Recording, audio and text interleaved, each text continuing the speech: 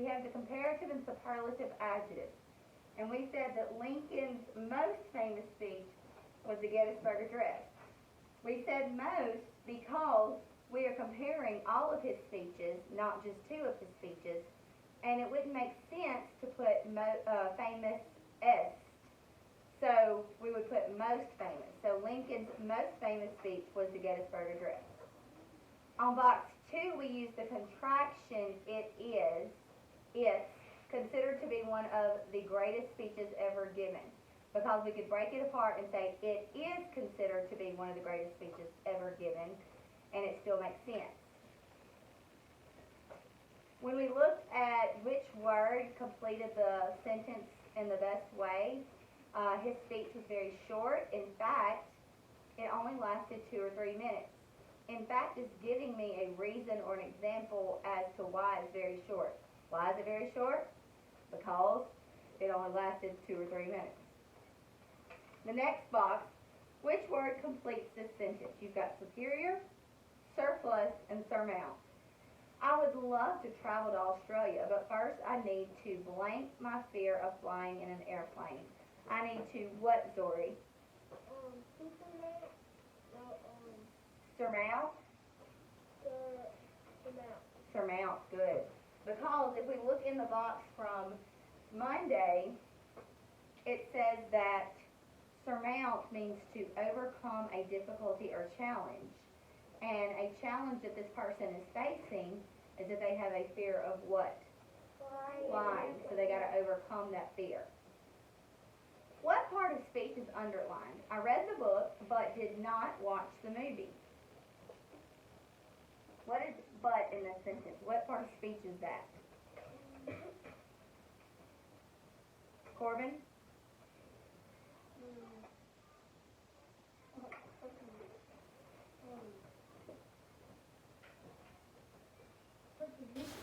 Not a preposition. It is a conjunction. Because it is joining two ideas. I read the book. I did not watch the movie. Okay? It's joining two separate ideas. What is the meaning of the underlined homograph? The bat flew into the cave. Is bat in this sentence a type of sporting equipment or a nocturnal animal? Zoe? A nocturnal animal. Yes, it is a nocturnal animal. Alright, and then the root, viz, means to see. So viz means what? To see. And it is a root word. Write the word that means able to see. Well, we learned on Monday that by adding able or ible to the end of a word, that changed it to mean capable of, able to, tending to, or suited for. So that means in order to say able to be seen, what are we going to write? What are we going to write? Madison? Visible. V-I-S-I-B-L-E.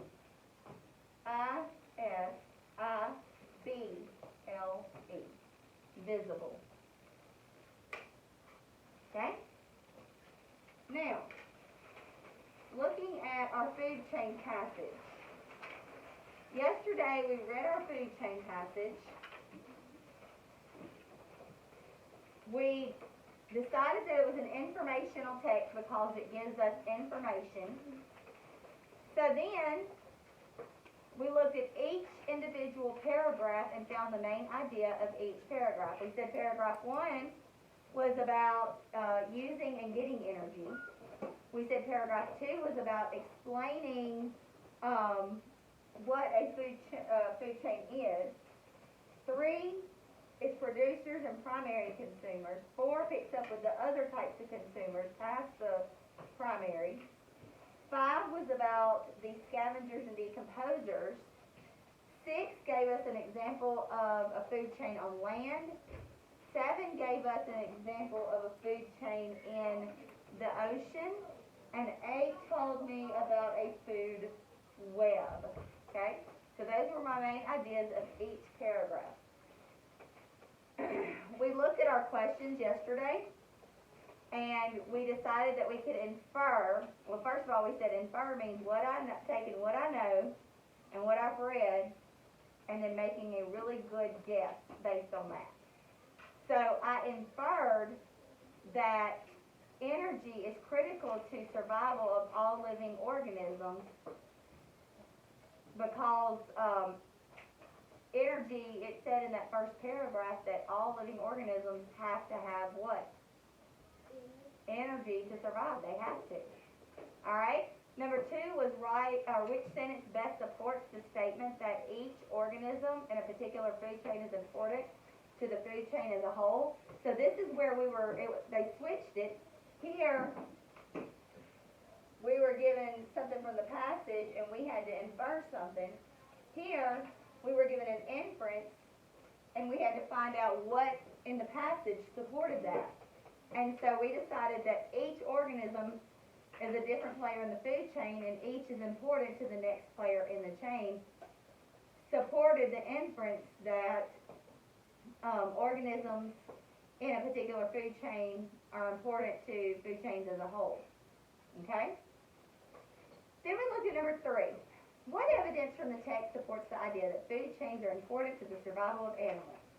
We restated by saying food chains are important to the survival of animals, and then we said because the text says every organism needs energy to survive, and when each organism is working on getting energy, they find themselves in a food chain. So we got exact words from the text to support the idea that food chains are important to the survival of animals. Okay? And so that was an inference, and we had to find the text evidence to support the what? To support the what is the food chains are important to the survival of animals when we're looking at? But was that stated in the passage, or did we come up with that based off what we read? It was based off what we read, so it was inferencing, right? Because when you come up with an idea based off something that you've read, we call that making an inference. So then we come to the last one, and it says to explain how food chains can exist in any environment by accurately quoting evidence from the story that supports your answer. So I know that I've got to explain, and I'm explaining how food chains can exist in any environment. So I'm going to start off with restating. So what am I going to restate? Because what am I looking for?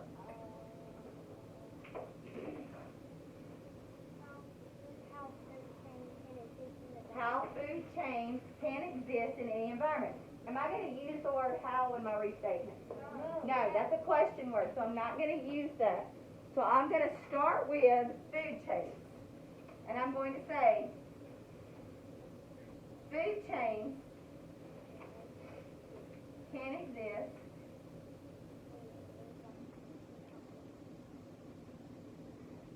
in any environment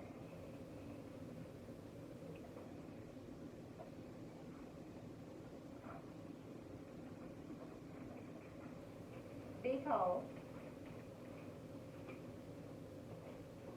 the text says,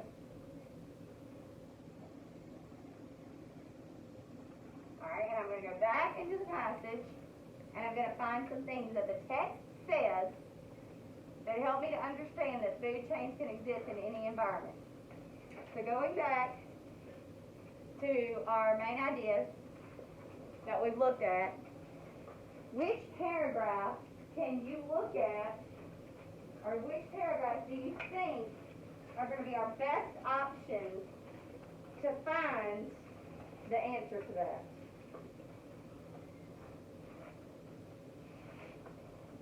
Anybody? I think 6 and 7 too, because 6 and 7, 6 talks about examples of food chains on land. 7 talks about examples of food chains in the ocean. If you kind of go down to 7, and I'm going to zoom in here so we can see. If you go down to 7, it says, however, food chains don't just happen on land. Well, that's important, right? Food chains don't just happen on land. Does that tell me that there are different kinds of food chains, or that they can happen in different environments? Because land and water are considered a what? Different environments. Okay? So, food chains don't just happen on land. It says, examples of food chains are everywhere and in unique, examples of food chains are everywhere and in each unique environment. Is that important? Could that answer? Mm-hmm. For the next example, let's take a look at the food chain in the ocean. So does that tell me that they can exist in any environment?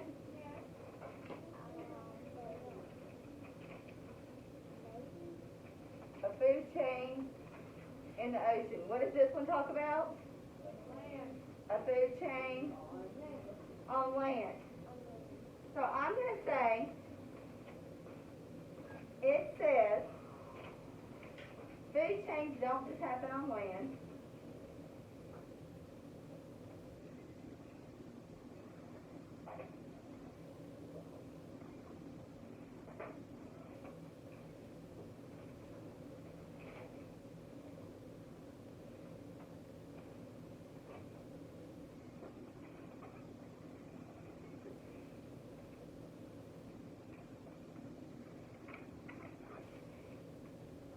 Examples of food chains are everywhere and in each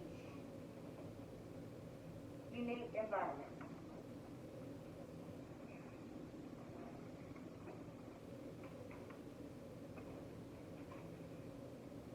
Now say that. Examples of food chains are everywhere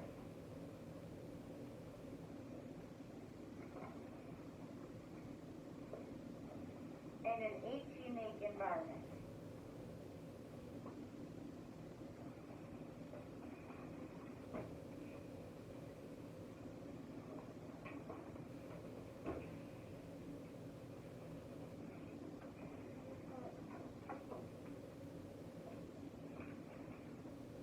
Yes.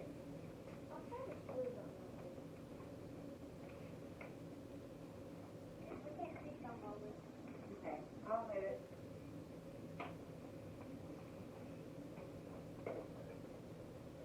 Sorry. All right.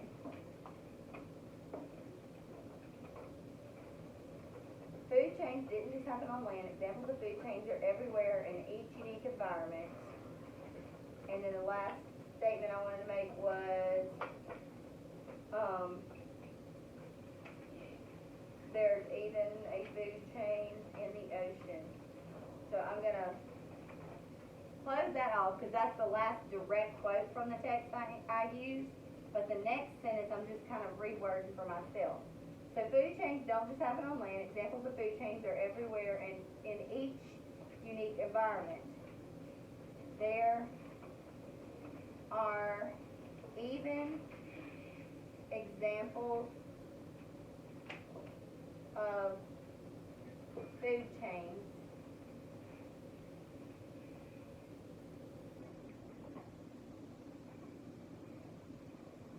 in the ocean. Okay? So here, I've restated. I've answered using direct quotes from the text. And I've even given a little bit of myself in that by saying there are even examples of food chains in the ocean. Because in this passage we get two examples of a food chain. We get an example of a food chain on land, and then the next paragraph it gives us an example of one on the ocean.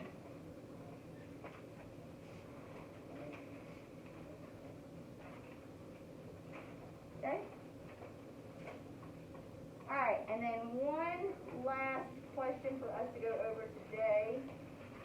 Just kidding, I'm on page.